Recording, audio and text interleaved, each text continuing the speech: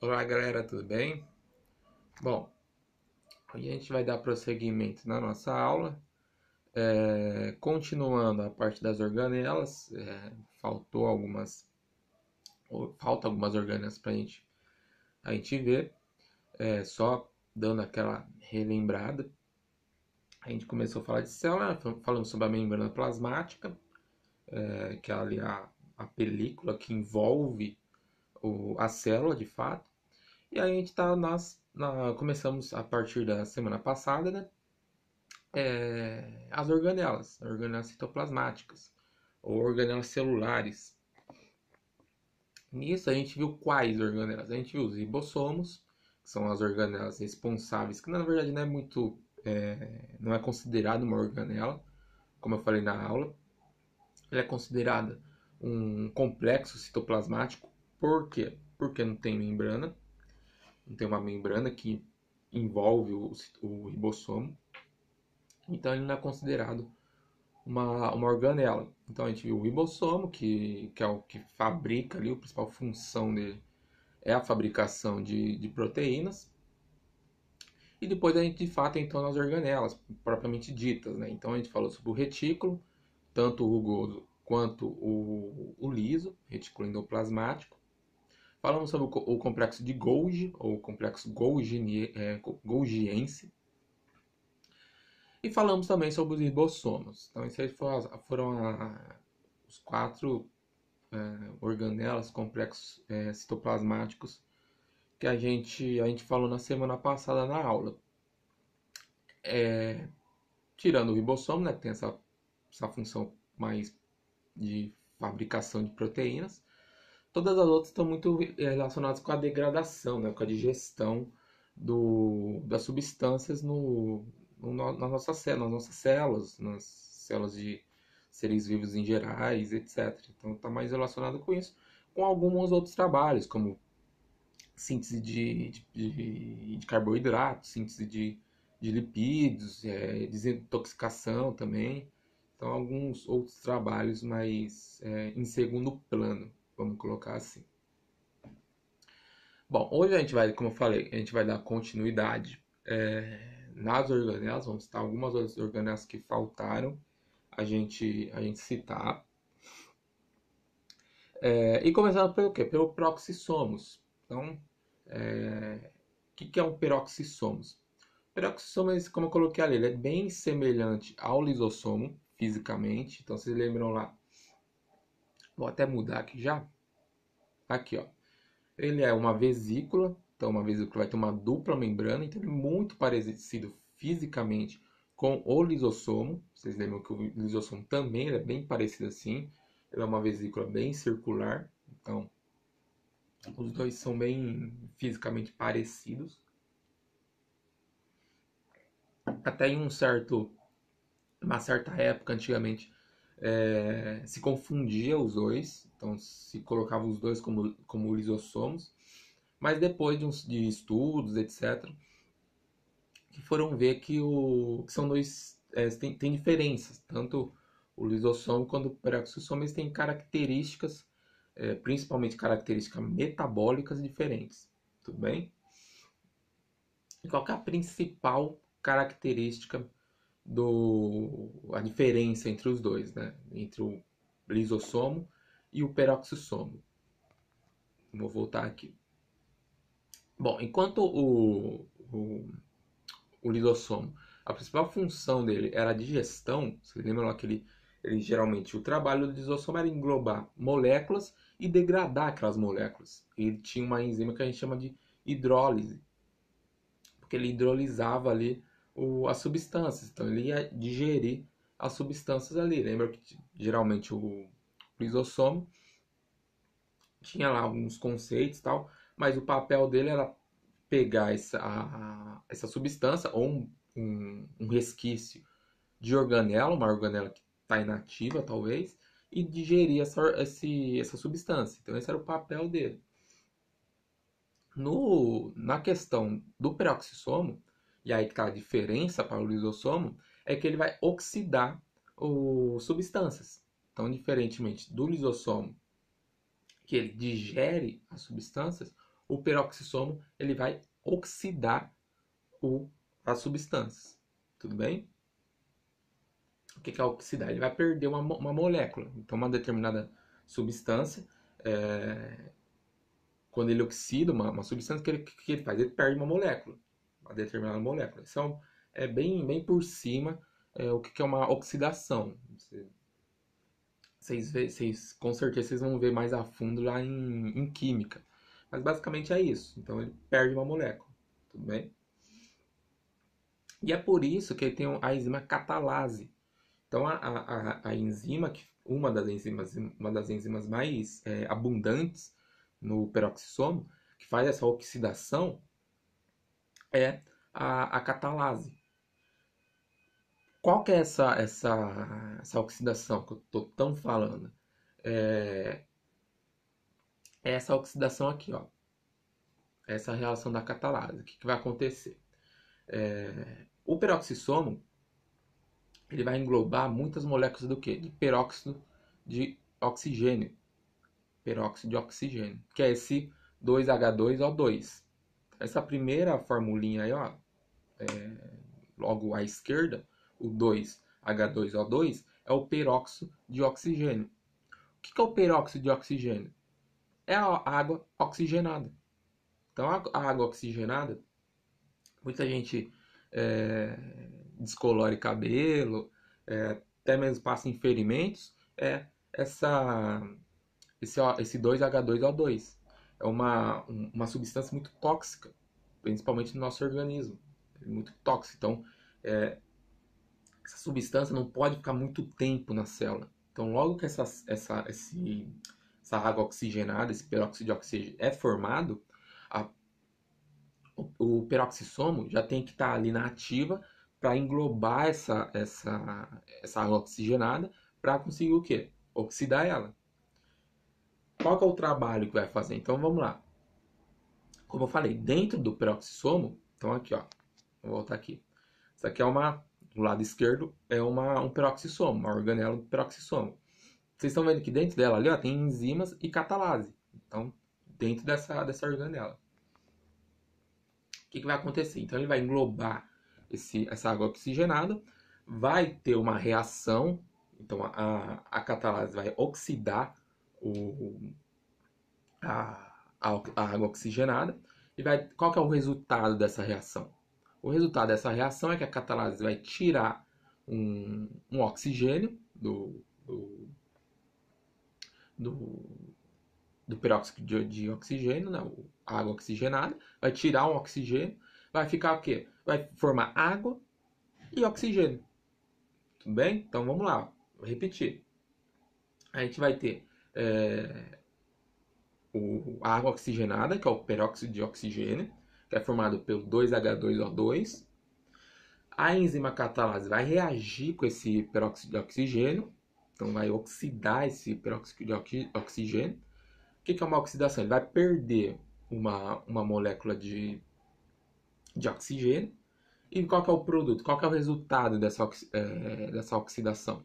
Vai formar água e oxigênio, que é a fórmula do lado. Então vocês estão vendo a setinha ali, ó, que está 2H2O, água, mais o oxigênio,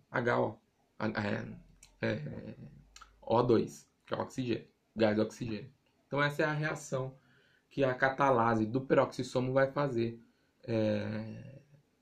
vai realizar. Tudo bem? Só voltando aqui nessas duas imagens, a imagem do lado ali, ó, tem a parte mais escura que está escrito P, é o peroxissomo visto em microscópio. Então, no microscópio a gente observa dessa forma ele. Então, você vê que ele é bem escuro porque tem essas enzimas, essa catalase, etc. Tudo bem? Tem uma grande quantidade. Bom, ele vai estar muito presente nos macrófagos. O que é os macrófagos? São células de defesa nossas. Então, também muito por causa dessa questão de reação que o peroxissomo realiza. Então, o macrófago é uma célula de defesa que está muito relacionada a defender contra agentes patógenos, agentes externos, como propriamente o álcool, por exemplo. Nas células vegetais, ele participa da fotorrespiração, ele está muito presente em sementes, então em formas bem juvenis, vai estar presente. E como eu coloquei ali no último ponto, e já pegando essa base dos macrófagos, das células de, de defesa, o peroxissomo também tem uma base que fala que está muito ligado à desintoxicação na célula. Então, por isso que o peroxissomo é muito encontrado no fígado e nos rins, e principalmente no fígado. A gente já comentou isso na aula passada, eu falei. O que é o fígado? O fígado é um órgão ali que filtra, então ele limpa, né, todo o nosso organismo. Por exemplo, o álcool mesmo. O álcool, quando a gente ingere o álcool, ele passa pelo rim, pelo fígado, perdão, pelo fígado. Até por isso tem a cirrose. A cirrose que é quando a pessoa ingere muito álcool durante a vida e ela desenvolve um problema no fígado, que é a cirrose. Então, passa ali. Por isso que a gente encontra muito peroxissomo no fígado, porque ele realiza esse papel de desintoxicação da célula. Então, desses agentes externos que toxicam o nosso organismo, como o álcool principalmente, remédios, etc. Tudo bem?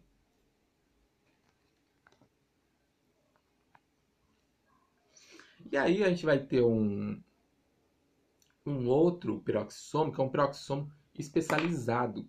Então ele é bem. Tem a mesma forma, a mesma estrutura que o peroxissomo, só que ele vai ser especializado numa determinada função, que é o glioxissomos. O glioxissomos ele vai ser encontrado principalmente em plantas. Então, a gente não encontra ele em células animais, vai ser principalmente em células vegetais e principalmente em sementes. Então a gente não vai encontrar muito em células em forma mais adultas de plantas, então em sementes. Qual que vai ser o papel do glioxissomo? O glioxissomo ele converte o ácido graxo. O que é o ácido graxo? Lipídio. Então lipídio em o quê? Em carboidrato, que é o açúcar. Por que ele faz isso? Ele faz isso porque logo quando uma semente ela não tem condições de conseguir o seu próprio açúcar, que viria por meio do quê? Por meio da fotossíntese. Tudo bem? Ele não tem essa condição. Então ele precisa fazer essa reação de converter lipídio em açúcar, em carboidrato, para nos as primeiras semanas da semente, vamos dizer assim, ela conseguir sobreviver e desenvolver as suas reações ali, seu desenvolvimento, vamos colocar assim, tudo bem? Então, o glioxissomo é uma organela presente nas sementes, principalmente tecidos lipídicos, então tem muita presente de lipídios. Até nessa foto do lado, embaixo aqui, ó, os glioxissomos são as regiões mais escuras e essas regiões brancas, arredondadas, são as gotículas de lipídios. Então, eles estão ali perto para quê? Para converter esse lipídio em o quê? Em açúcar, em carboidrato. Tudo bem? Tudo para quê? Para desenvolver a semente. Ok? Então, o glioxissomo é um peroxissomo especializado nesse determinado papel.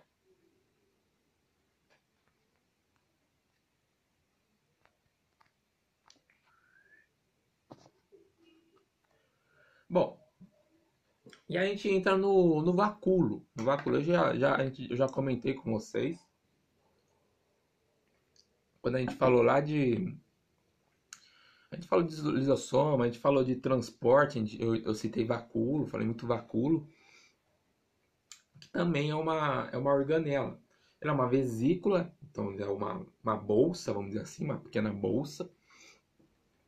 A, o, ele é derivado, né, como eu coloquei ali, então a origem dele é o retículo endoplasmático, ou complexo de Golgi, mas principalmente o retículo.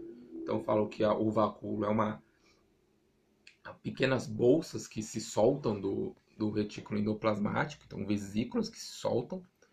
E a gente vai ter alguns tipos de vacúolos. Então pensa um vacúolo como uma bolsinha mesmo. Pensa sei lá, uma bolsa térmica. Sabe que é a bolsa térmica? Que para diminuir dor, bolsa de água. Lembra da bolsa de água que a gente coloca, esquenta ela e coloca onde está doendo? Pensa mais ou menos nisso. Então é uma vesícula, uma bolsinha. A gente tem alguns tipos de vacúolos.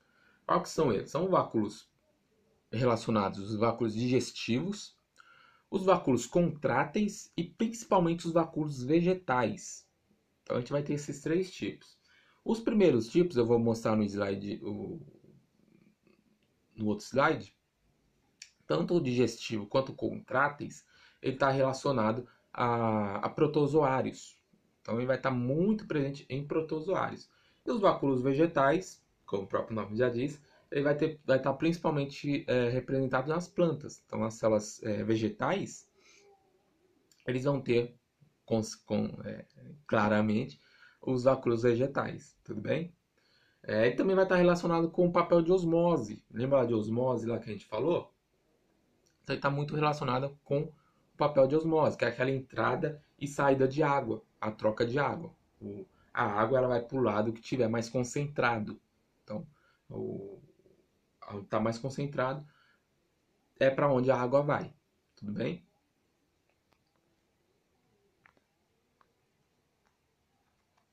E como eu falei, ó, então a gente vai ter o vácuo vegetal, como eu falei, é uma bolsa.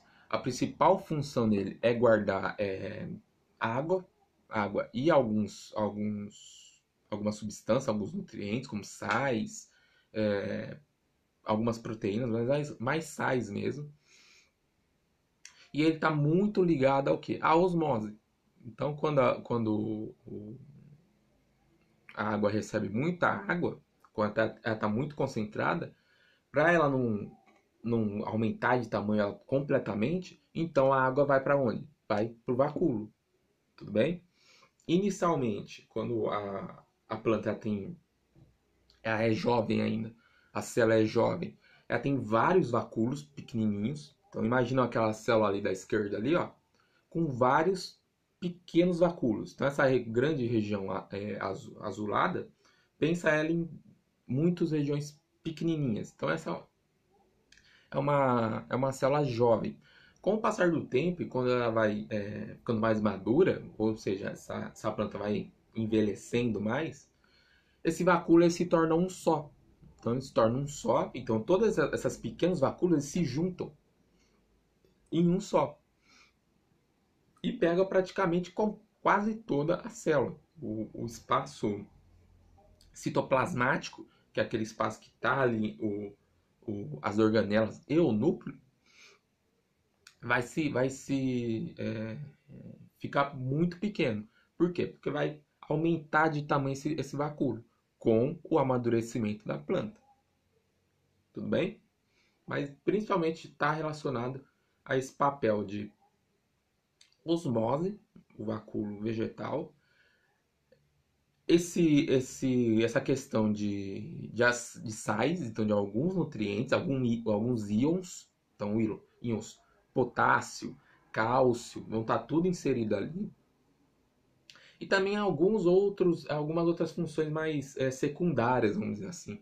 Por exemplo, alguns pigmentos, então a gente vai ter muito pigmento em vacúolos, pigmentos que dão cores às plantas, então vai estar muito presente no vacúolo, tudo bem? E a gente vai ter o vacúolo contrátil e o vacúolo alimentar, que aqui está representado, como eu coloquei, num protozoário, é um paramécio aqui ali. Não sei se vocês já viram ou estão vendo o reino dos protozoários com a Karina, mas se não viram ainda, vão ver. Só relacionando aqui, o protozoário ele é um ser vivo, ele é unicelular, então ele vai ter uma célula apenas no seu corpinho, vamos dizer assim. Ele tem uma célula apenas. E, e também ele é eucarionte. Então ele é um eucarionte. Então ele tem núcleo, tem organelas, ele é bem distribuído, as organelas dele. Então ele é eucarionte, mas unicelular, ou seja, uma célula apenas. Tudo bem? Ele tem esses dois organelas, o contrátil e o vacúolo alimentar. O vacúolo alimentar vai servir principalmente, como o próprio nome já diz, para digerir alimentos. Então ele vai, quando ele se alimenta de alguma partícula, ele manda essa partícula para o vacúolo alimentar e o vacúolo alimentar digere essa partícula. Tudo bem? E depois expele. O que não for importante para ele como nutriente. Já o vacúolo contrátil, o que vai acontecer? Esses seres, os protozoários, eles vivem em água. Então, geralmente, eles vivem em água e principalmente água doce. Principalmente água doce. Então, água doce, uma pocinha de água ali, eles vão viver nesses ambientes. O que vai acontecer? O corpo deles, e aí entra a questão da osmose. O corpo deles vai estar mais concentrado, então você vai ter mais íons no corpo dele do que fora do ambiente que ele está inserido. Então, nesse laguinho. Então, pense num laguinho. Um laguinho que acabou de chover. Você vai ter protozoários ali. O corpo dele vai estar mais concentrado de solutos. Tudo bem? O que vai acontecer?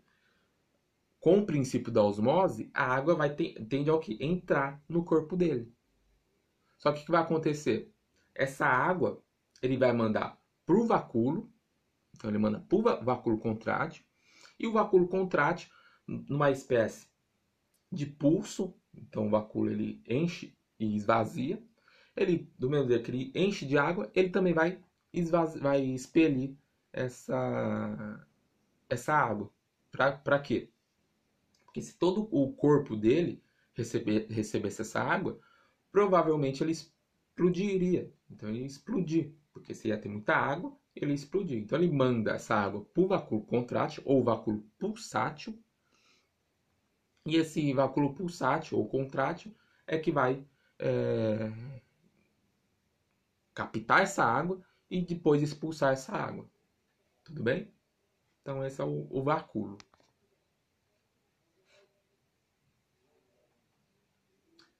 Bom, e aí a gente chega no na terceira organela, que é os plastos. Os plastos,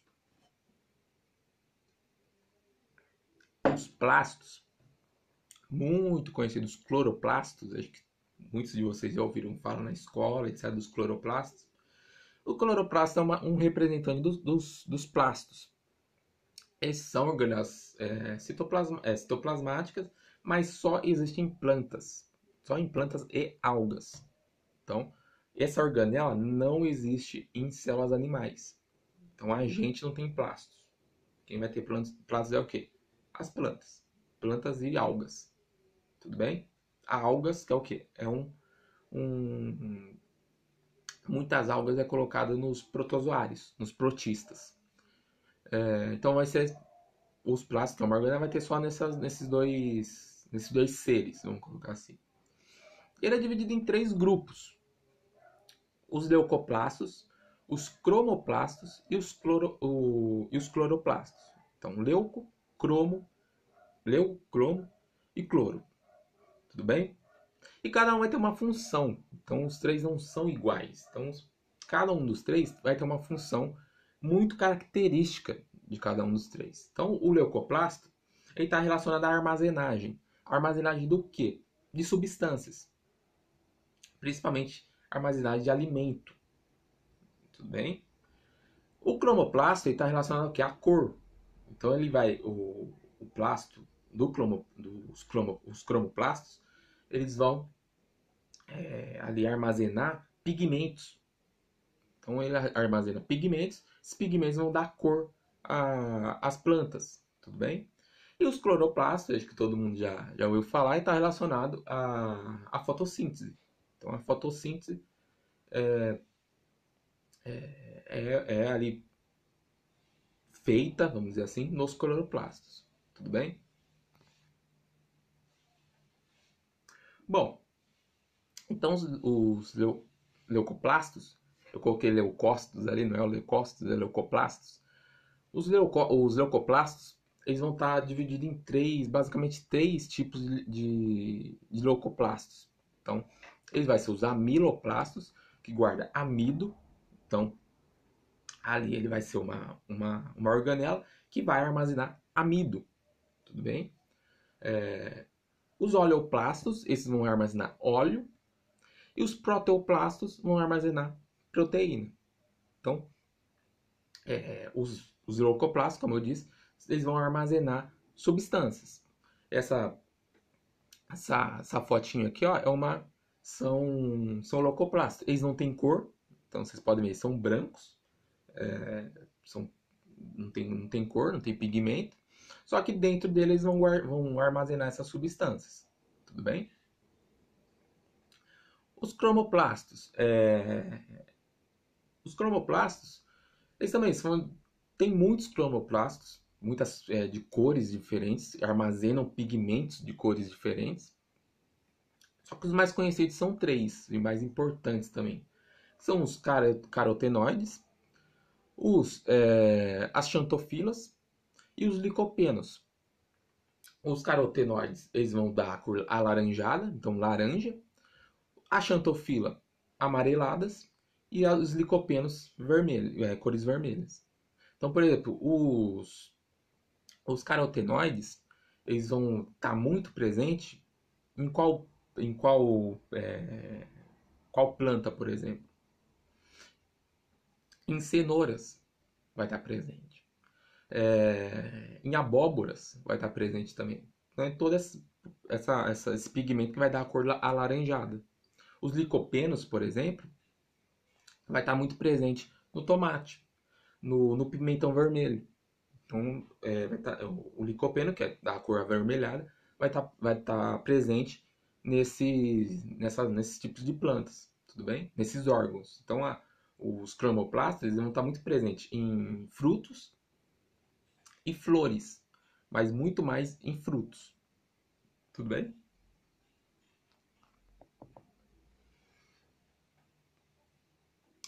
E os cloroplastos, né? Os mais famosos aí, plastos, que se tem. Eles são em forma de discos, então pensam em discos, assim, tipo discos voadores, vamos dizer assim. São em forma de disco e tem a presença de clorofila. Então, a clorofila é uma substância que dá cor a verde. Então, de certa forma, vocês podem encontrar também o cloroplasto como um cromoplasto. Por quê? Porque dá a cor verde. A clorofila é esse pigmento que dá a cor verde nos cloroplastos. Mas a questão da clorofila é que ela não fica só na cor. Ela também é um papel importantíssimo na fotossíntese. Então, é a clorofila que consegue captar a luz solar. Então, a luz solar é captada pela clorofila. Tudo bem? Bom, a função, como eu acabei de falar, a fotossíntese é a principal dela, do cloroplasto. E é muito importante falar também da estrutura do cloroplasto. A gente vê aqui, ó. Vou aproximar aqui. Como eu falei, ele tem uma forma discoide, né? Então, uma forma de disco. Ele vai ter duas membranas, então uma membrana externa e interna. Ele tem tipo, que a gente chama de tilacoides ali, ó, que são tipo disquinhos. Esses disquinhos que são todos empilhados um no outro, que formam uma pilha mesmo. Essa pilha, ele é chamado de grano, ou grana, chamado. E é ali que acontece a fotossíntese. No meio desse tilacoide, você tem um estroma, que é tipo uma matriz líquida, que vai estar presente o que ali? Vai estar presente ribossomos, DNA, enzimas. Então é tudo presente ali, nesse estroma, então, né? Entre esses tilacoides. Tudo bem? Como eu acabei de falar, então, os cloroplastos, ele tem um DNA próprio. Ele tem um DNA próprio, então ele vai conter esse DNA. E com isso ele consegue fazer uma autoduplicação, ou seja, ele consegue se dividir. Diferentemente das outras organelas, as outras organelas não têm esse poder, vamos dizer assim. Os cloroplastos eles conseguem se dividir sozinhos. Eles não precisam de uma divisão celular da célula como um todo. Elas conseguem se dividir sozinho entre dois. Então você tem um cloroplasto. Esse cloroplasto ele consegue se dividir num outro cloroplasto. Tudo bem? Muito isso por quê? Porque ele tem DNA próprio. Ok? Só uma outra imagem aqui para vocês verem. Ó. No microscópio, uma imagem de microscópio. Então, você vê esses pontinhos verdes, você tem uma célula, então ó, essas riscas é a parede celular. E dentro vocês estão vendo esses pontinhos verdes. Os pontinhos verdes são os cloroplastos. Tudo bem? Então, recapitulando. O papel do cloroplasto ele vai ser o quê? Transformar a energia solar, então a planta capta a energia solar e transforma em o quê? Em energia química. Então, a clorofila capta essa energia solar e aí o cloroplasto transforma essa energia solar em energia química. Tudo bem? Aqui está um conceito evolutivo, né, dos plastos. Aqui está um conceito evolutivo dos plastos. Então, ó, eu vou comentar um pouco na próxima aula, quando a gente falar de mitocôndrias, sobre essa evolução, a teoria da endossimbiose, tanto dos plastos quanto das mitocôndrias. Vou citar para vocês que tem uma teoria endossimbiótica sobre essas duas organelas tá presente tanto na célula animal, no caso a mitocôndria, tanto na célula vegetal, mitocôndria e os plastos, principalmente o cloroplasto. Então eu vou citar para vocês. Essa é uma questão evolutiva, ó. Então, vocês verem, teve um protoplasto ali. A partir dali começou a fazer, se desenvolveu, e a partir dali surgiu 3 plastos: o cromoplasto, o cloroplasto e o leucoplasto. E o leucoplasto, ele se derivou em outros três tipos de plastos: o amiloplasto, que guarda amido, o oleoplasto, que guarda óleos, lipídios, e o proteiroplasto, né, que guarda a proteína. Tudo bem? Então é uma questão evolutiva ali. Eu vou comentar mais um pouquinho mais a fundo na próxima aula. Ok? Aqui uma frase mais filosófica, né? Que ele fala, né, os cloroplastos são centrais energéticas da própria vida. Por quê? Porque basicamente o papel ali, vocês vão ver mais a fundo, a gente vai ver um pouquinho mais a fundo em fotossíntese. Eu vou comentar um pouco mais a fundo. Mas basicamente o cloroplasto, o papel dele é a fotossíntese. Então, o oxigênio que a Terra tem vem do quê? Do cloroplasto. Então, sem essa central energética que produz esse oxigênio, não teria vida. Então, o cloroplasto é uma peça fundamental nessa engrenagem da vida na Terra. Ok? Bom, para terminar, né, vamos fazer um exercício aí desse conteúdo que a gente viu. É um exercício de plastos, de plastos. Então vamos lá. Ele fala: observe a figura abaixo que apresenta diferentes tipos de plastos ou plastídeos. Se vocês verem plastídeos, plastos. É só uma outra denominação, mas é plastos também. Então, vocês verem esse nome, é plastos. Em relação a esses, então aos plastos, é incorreto afirmar. Então ele quer o que não é correto afirmar sobre os plastos. Então ele coloca lá: são organelas citoplasmáticas que contêm DNA e ribossomos e são capazes de produzir vários tipos de proteínas. Sim, isso aí tá certo. Se você tem, como eu falei, tem DNA, tem ribossomo. E se você tem ribossomo, você tem a capacidade de produzir proteínas. Tudo bem? A B. Plastídeos de um determinado tipo podem se transformar em outro. Leucoplastos, por exemplo, podem se transformar em cloroplastos ou cromoplastos e vice-versa. Sim, está certo também. Principalmente o leucoplastos, ele tem esse poder, tem essa condição. Ele consegue se transformar em cloroplastos, se ele adquirir pigmentação. Então, sim, tá certo. A C. Os plastídeos têm origem exclusivamente materna. Sendo assim, todos os plastídeos de um organismo se originam dos protoplastídeos presentes no gameta feminino. Tá certo também. A gente vai ver na próxima aula, eu vou falar de mitocôndria, que principalmente essas células energéticas, quem manda pra gente é a nossa linha materna. Então, por exemplo, a mitocôndria, que é uma célula energética, uma organela energética, quem manda a organela pra gente é a nossa mãe. Então, e no caso das plantas, é a parte feminina da planta. Então, essa tá certa também. Na letra D. São organelas citoplasmáticas presentes apenas em células vegetais, de alguns protistas e de fungos macroscópicos. Essa está errada. Então a incorreta é a letra D. A gente não tem plastos em fungos. Plastos a gente vai ter em plantas, vegetais e em alguns protistas, nas algas. Tudo bem? Ou tem algumas cianobactérias que também vão ter alguns tipos de plastos, mas em fungos não.